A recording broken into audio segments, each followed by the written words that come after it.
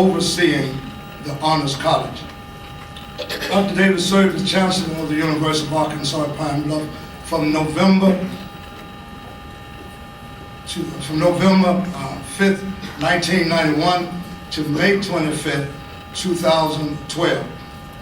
He was the second in his family to have served in this position as Chancellor after his father was President of the University from 1943 to 1972.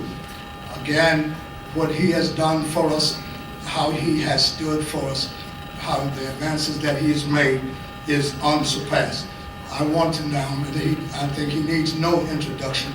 I'll just present to you our own Chancellor, a man of our community and a pillar, Dr.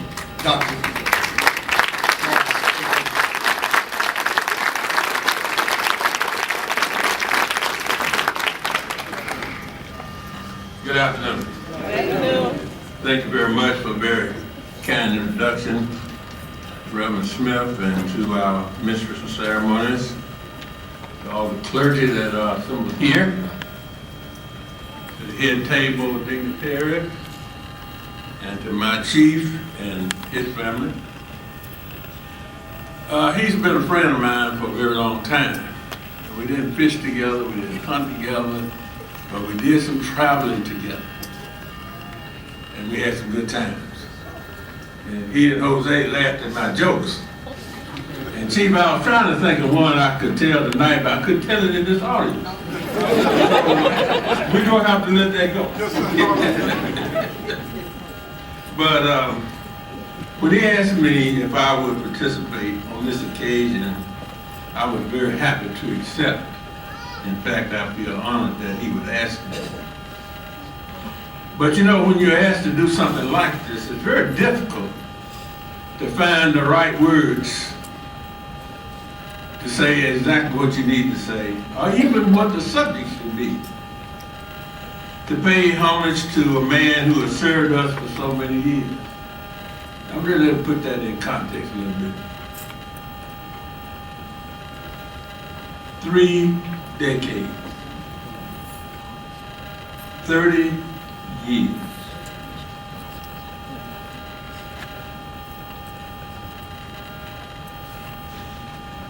I'm bringing those down. 1,560 weeks. Break it down. Well, 12,480 days. Break it down. 299,520 hours. 17,971,200 minutes. 1,078,272,000 seconds. And because he's given that kind of service to us, he's classified in a category that I have defined as great. Now, how do I come to that conclusion? Greatness is not defined by the news media. All right. They write articles, true or false. My daddy told me some years ago, he said, never get into discussion with a newspaper or anybody else that buys ink by the gallon.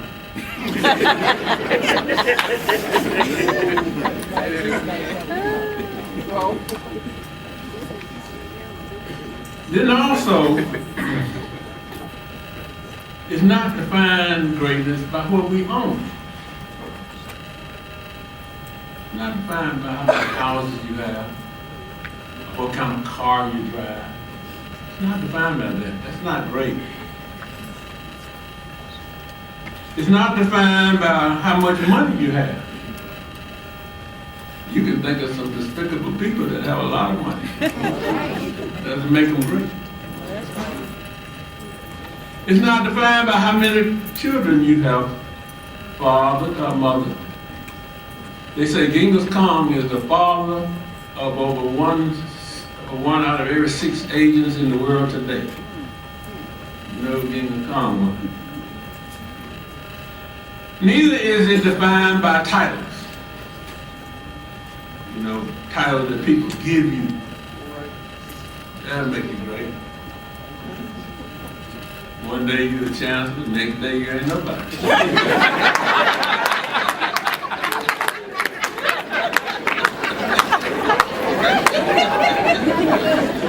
And I always used to tell people that when you're in a position, it's interim. Some people say, well, I'm interim chancellor, I'm interim this. Or you might have a year, you might have 20, but you're still interim. Because you're not going to be there forever. So everybody is interim. And those titles are just passed away, passed along. So that can't be greatness. You aren't great, be made great by the degrees you earn. I have plenty of them, but that doesn't make you great. My daddy told me, he said, you give a man a PhD, but if he's a fool, he'll be a fool with a PhD. It's not going to change what he is. So true.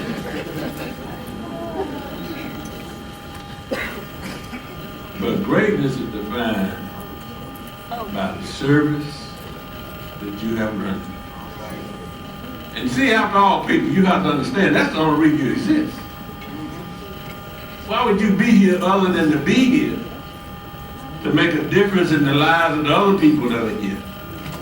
That's the only reason we're here. Now, if you use that definition then Chief Whitfield has to be a great man.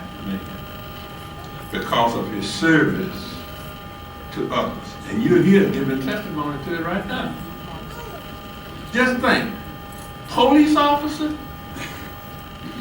risking your life all of those hours and minutes and weeks that I mentioned, so that we could feel more secure, that we could feel more safe. And if you think he really wasn't risking anything, why did he have that gun, brother? He had that gun for a reason, yeah? But you know, unfortunately, sometimes we have difficulty recognizing greatness until people are no longer here. You know, we wait until they're laying out flat. Then we say all of the things. And just think about it. We just went through a celebration here the other day. How great Martin Luther King was.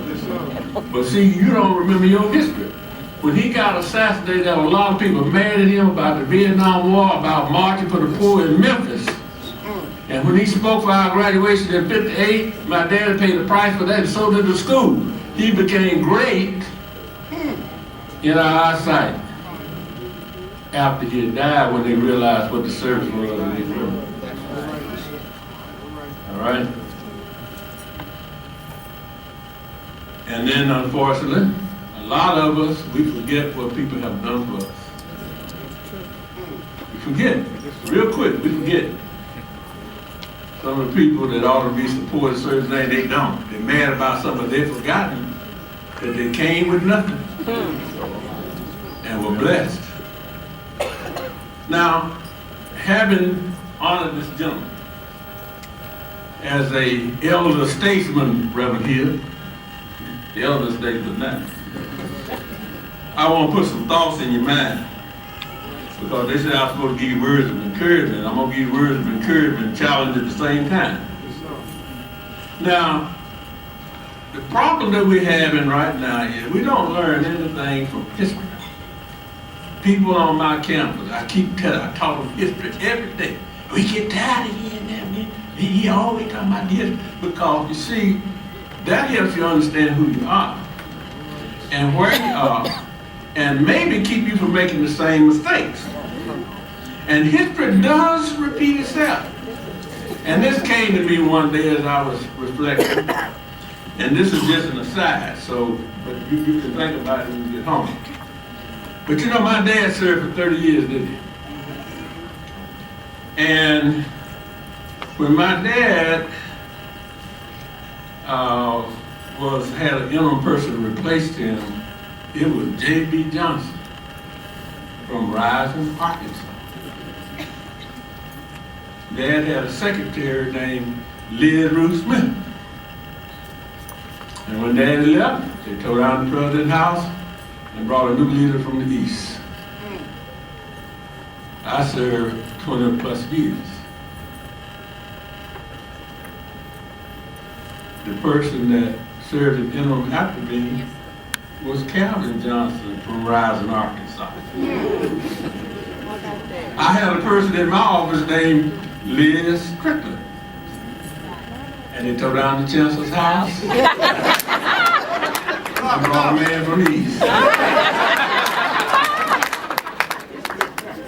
Now, you think about that. Now, as I frequently have told retirees over the years, I told my wife this, so she retired 15 years before she passed, but I never let her stop working. I said, when you retire, it simply means that you have more control over your schedule. That's all that it means. Because think about it. You've been sitting around here all of these years, breathing the atmosphere. Infinite amounts of air and oxygen. You drink oceans of water and other fluids. You've eaten tons of food. Been from the services of multiple individuals, waitresses and custodians and teachers and others.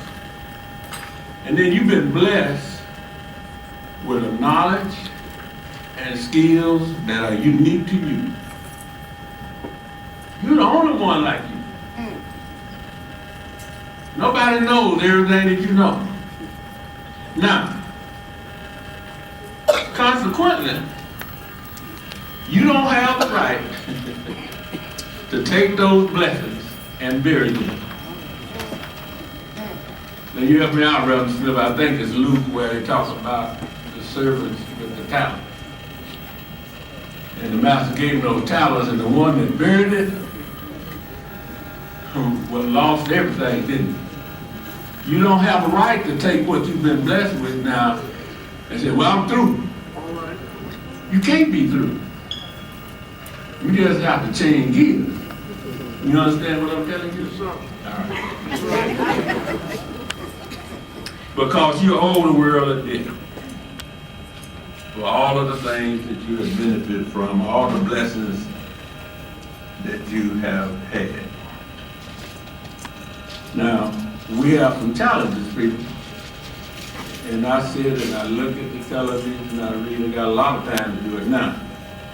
Schools are challenged.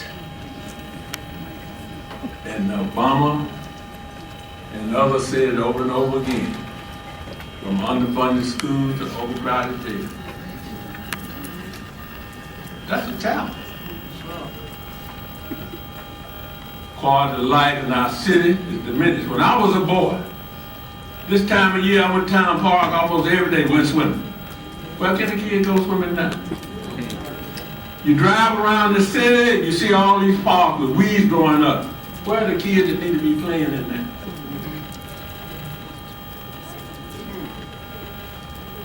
Drive around the city sometime. They got some nice neighborhoods. I live in one, but some that's kind of bad. Somebody has to do something about it. Got two institutions here, UAPB and CR. You need to support those schools because they're the future of this city. If they are not successful, you won't be either. All right. You got a new chancellor, new president, get behind them. You can't tell them what to do because you don't have to answer. I just listen to them telling Obama what to do. And anything he does, they're going to be against him. But he's the president. He's the only one going to have to answer to it. And then you have a lot of people, just like I just did, who can identify problems. But not many people walking around trying to solve them. You know the story about the Nazis and the U-boats during World War II? And they were blowing up all our ships. And somebody came over with a brilliant idea. Said, I know what we can do. Let's raise the temperature of ocean 2 degrees and they'll have to come up and we can shoot them. Think about that. Raise the temperature of ocean 2 degrees? That's absolutely. Now, since I've said this, that you can't really stop working, well, what about me? I've just been in a reset. All right? I've just been in a reset for a little while. So don't worry about it, because I'm afraid that if I don't keep contributing, then the Holy Father's gonna decide that I'm no longer needed around here. And just like I told Carpenter down there a while ago, when you really retire, they bury you. So you can't really retire, you can change schedule. Now, everything you have and everything you do is gonna be left here. The only thing that we really need to do, we need to be great. And that's by serving others. You can be, a lot of us are born at different times. I read the obituaries now, I used to read it. A lot of people my age are already gone. But you know when you were born, and they'll put it on the end when you go. But nothing is so important as the service you render in the dash. Let's be great.